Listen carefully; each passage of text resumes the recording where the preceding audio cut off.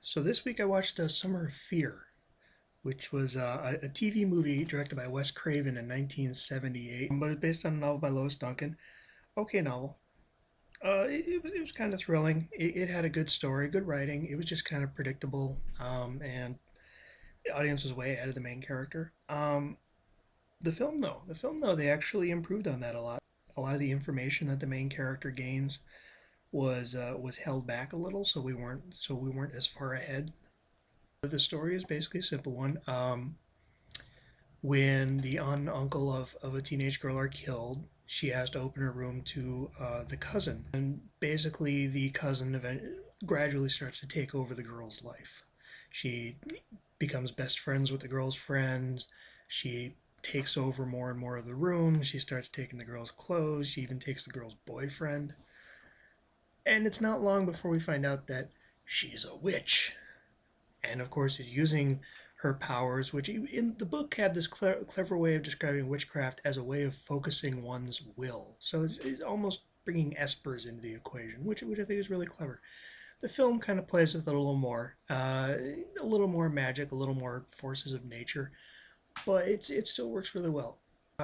What's nice is the slow build of tension. The book kind of rushed into twists a little too fast. In the movie, they play it out nicely. We get to know the characters and know the status quo of everything and settle in before it starts to change and it starts to get weird.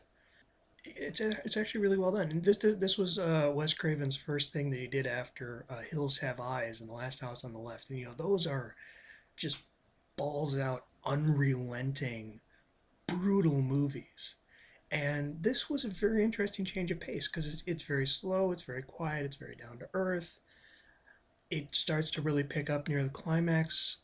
There are some nice little shot moments. There's a great cat fight that was surprisingly brutal, especially when a paper cutter gets involved. It's like, oh wow, it's a very interesting change of pace, and I think this probably helped his career a lot because it showed that he can do stuff that isn't just rape and maiming and just brutality. He can do something more quiet and psychological and character driven, which, to be honest, Last House on the Left was psychological and character driven, but it wasn't quiet. This is a nice quiet film up until the end where it starts to really get at you, but it earns that. It does have the problems of being an NBC TV movie of the week from the 1970s. The music is pure TV movie of the week with lots of trumpets, lots of just little stings like doo doo doo doo doo doo doo. It's well shot. It actually works really well in a full screen format. But the editing is your typical TV stuff. You got your master shot, close up, mesh shot. He plays around with that a little bit though, and he does a nice job of kind of gradually enveloping us into scenes. Linda Blair. I'll be honest, this is the first movie I've seen with Linda Blair. I haven't seen The Exorcist. I haven't seen her in anything else except maybe just like the little Linda Blair cameo that some horror movies have every now and then. Then of course it was that TV show Scariest Places on Earth, which was terrible and we'll never speak of again. She was really good in this. She played the lead character, Rachel. There was a lot of subtlety to it. I love the conflict on her face as she has a very comfortable life. She's a very happy life. She's got everything she wants: a boyfriend, best friends, a beautiful home. She's an equestrian, which was something they added. And I love just the great shock on her face of just, as things are gradually taken away from her. And there is a cruelty to this story in terms of the witch, Julia, played by Lee Purcell. And Lee Purcell was great. She's really sweet and so wholesome and down to earth. And then when she makes the turn and you realize she's bad, it's like, oh. During the end, when she breaks loose on the full witchcraft, they throw in these red contact lenses and throw a fan in her hair and have her roar and it's like, ah! But oh, it's really good. Great sound work under that to really bring up the forces of nature as she blows a door to pieces. There's been some criticism because there was an incident in the book with the family dog, and dogs don't like witches, so she gets rid of the dog.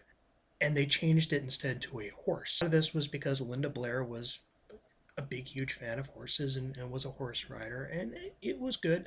I didn't mind that. I thought it fit in nicely. We got to bring in some great horse riding sequences. And I'm sorry, when a horse goes batshit nuts and starts kicking at you, that's a little more cinematic than a dog just going like, "Arr!" it has a little more impact behind it, a little more oomph, and I thought it worked well. The only problem was Linda Blair needs to trim her fucking nails. I mean, she had like these inch long Nosferatu stiletto nails. And it's like no equestrian is going to be riding around with nails like that, you know. Fran Drescher's in it. Yeah, Fran Drescher, her very first film, and despite the fact that it appears to be set in the Southwest, she still talks like a Jersey girl. She doesn't quite have the shrillness that she added to her voice in The Nanny. She's talking with her normal voice, but still, it's she's kind of out of place. But it's a good performance. She doesn't really impact the plot at all. She's mainly just like the character's best friend, who then becomes the other character's best friend. There was this great bit in the twist where it turns out the witch is just trying to seduce the dad and is trying to get rid of all the other family except the dad because she needs someone to be provided for.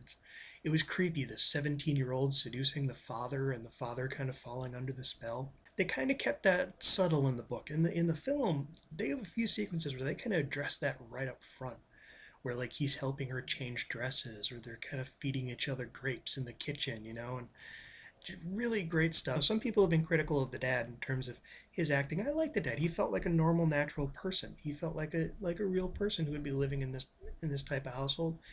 And seeing him get seduced was actually really quite creepy and effective. The climax, you know, I had big problems with the climax in the book. I mean, you get one chapter where it's the big confrontation between Rachel and Julia, where it's them talking for most of the chapter, and it's one of those typical "before you die, Mr. Bond, let me tell you my master plan." It didn't work, and unfortunately, the audience was so far ahead of the main character that not only did she not catch up to us, she had to have the villain walk her through it.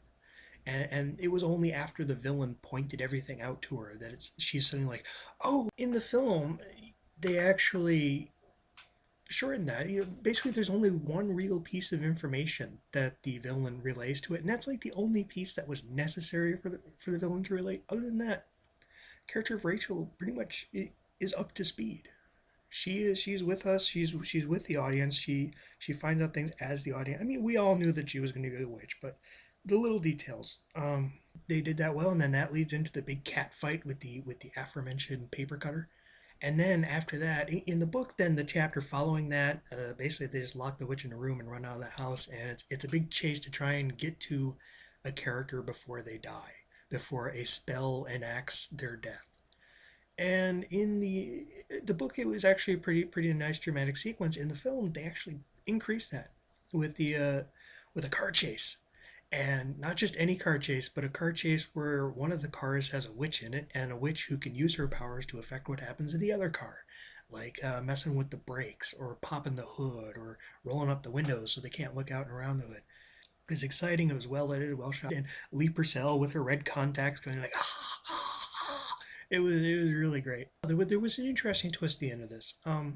Wes Craven, he's not always the best when it comes to these final shock twists. I thought the big final shock in Elm Street was terrible. Here it kind of works. There's a nice kind of sly playfulness to it, where we get the sense that this story is just going to keep continuing with a different family, and if it doesn't work with them, it'll go to a different family. A passing on of the witch, if you will. Apparently, the TV movie was pretty successful, and apparently, it was also released in theaters in Europe. It got a theatrical release and was apparently quite successful over there. You know, Wes Craven, he's always been kind of inconsistent for me. He has his ups, he has his downs. This one was pretty consistent and really clever and really slick and really sharply done, and I enjoyed it. Horror fans, I don't know if they'll enjoy it because I mean, the whole witchcraft thing is played very subtly. There's no gore. There's only a few real shock scares, and they come in like the last third of the story.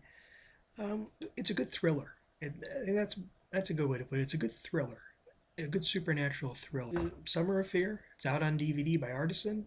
Yeah, good film.